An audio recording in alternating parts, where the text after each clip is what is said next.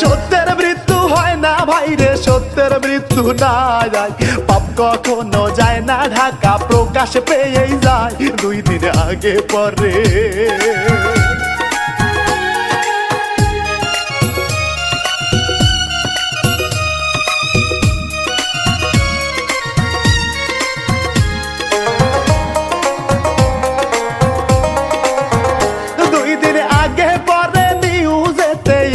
শোনা যায় সালমান শাহর অপমৃত্যু নয়, হত্যা করা হয় শুনলাম নিউজেতে।